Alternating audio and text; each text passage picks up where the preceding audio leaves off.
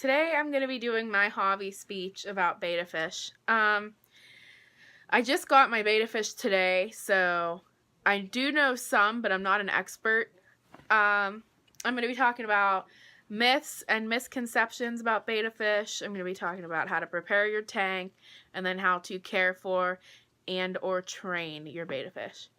So I'll go with myths first because I believed a lot of these before I researched it and before I talked to the lady at PetSmart. One of the biggest myths and misconceptions about betta fish is that they live in like a little tiny pocket of water in the wild, which is not true. They actually live in a really, like, it's a really shallow pond, but it's like miles and miles and miles long. So what it lacks in depth, it makes up for in like length. So it is true that they do live in shallow water, but they do not live in like little tiny shallow and tiny pockets of water. Like they have miles. Another myth that kind of hooks along with that one is that they prefer to live in like really tiny tanks, which is not true. They actually recommend a minimum of 2.5 gallons, and that's even pushing it a little bit, but they recommend you have that at least. So those little tiny like half-gallon tanks or gallon tanks you see at the pet store, they're way too small because they'll actually get stressed out, and that leads to them either getting sick or dying, which is worst case. Another myth about betta fish is that their lifespan is only like 2 to 3 months, which it's actually 2 to 3 years. With the proper care and everything for your betta fish, it should at least live a half a year, or not a half a year, 1.5 years to 2 years long. And lastly, the last myth is that you can take your betta fish, put them in a vase with a plant, and it's like an ecosystem, which is not true. The thing that most people believe is you can take just a vase, fill it to the top with water, stick some flowers in there, and then put your betta fish in there, and the plant will eat the betta fish waste, and then the betta fish will eat plant waste, which the plant part is true. Like the plant could survive eating the betta fish waste, but betta fish don't even eat plants or plant-based anything.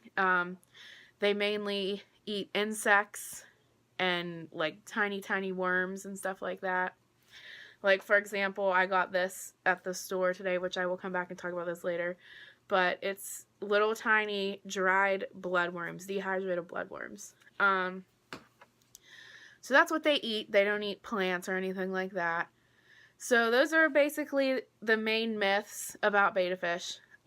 Next, I'll be talking about how you should set up your tank for your betta fish and all that. So like I said before, the minimum is at least 2.5 gallons for your tank. I have a 5.5 gallon tank, but like you want to have a lot of room. They do like to swim around and get their exercise in, so you want to have a big tank. Not necessarily like really big, but like a medium-sized tank. They should also have a heater in their tank because in the wild they live in like hot, humid environments, so you want to keep the water like around 80 to 85 degrees. You should also put a filter in their tank, but not like a really high-powered filter, because the water that they swim in is usually still water because they're not very powerful swimmers. So if it's like a really high-powered tank, they're going to end up getting sucked up in, or filter, they're going to end up getting sucked up into it and getting hurt or dying.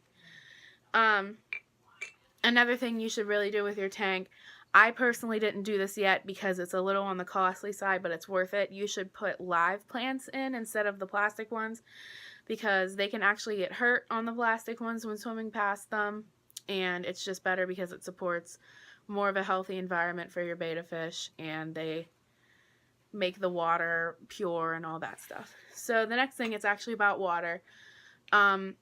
You can either use, they have like pre-packaged bottles of purified water at pet stores, which I got one of, but then I saw this other thing, which is water conditioner, because the chlorine and heavy metal in regular tap water will kill your fish slowly. So it's not recommended to do that because they will ultimately die. but they sell like packets of water conditioner at pet stores, and a whole entire packet, I think it does like 30 gallons, so you'll have it for a while. Um, all you do is you put it in the tank and you wait like 10-15 minutes, and then it's good to go. It's purified. It's no chlorine or heavy metals are in it anymore. So that's basically the tank setup. Make sure you have a heater, low power filter, purified water. The next thing is care. So I have, like I showed you, these beta treats, which are good for just training your beta or just to give them once in a while because they really, really like these. They're dehydrated bloodworms. I also got this. It's Beta Fix. It heals their fins and skin because a common thing that they do get is fin rot, mouth rot, and gill rot, which you'll be able to identify really fast because it's really gross looking, and your beta fish will be like really slow, swimming around, not interested, or like if you put food in there, he won't want to come and eat it or anything. So this is a really good thing to have, and this bottle will last for a while. And it just heals fins and skin, so it helps a lot with them getting sick, which like I said, most common, they'll usually get fin rot and nothing much more than that. I also have these, which, excuse, that's balancing my phone. These are just the regular beta food pellets. You feed them about once a day, just a couple of the pellets, and they're good to go. And next I'm going to be talking about some tricks you can do with your beta, which I'm going to actually show my tank. So this is my beta fish. I just got him today. He doesn't really know any tricks yet, but he does sometimes follow my finger, which nothing you can do. A couple tricks, like I said, he doesn't know any. I just got him today. But you can teach them how to jump through hoops. You can make like a little tiny hoop with a pipe cleaner and hang it on the side of the tank. And you just teach him to follow your finger, and he'll swim through the hoop, and you reward him with like food. You can also teach him how to flare up his gills, which a lot of people don't usually recommend because they actually flare their gills up when they see other beta fish and they're like ready to attack. But you can teach them how to flare their gills on command by using like a conditioning process. So that's that. You can also put beta fish with other fish, just you can't put them together.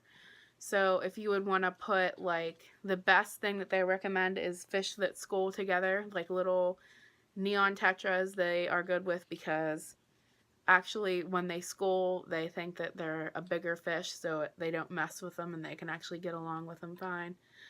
So that's basically it.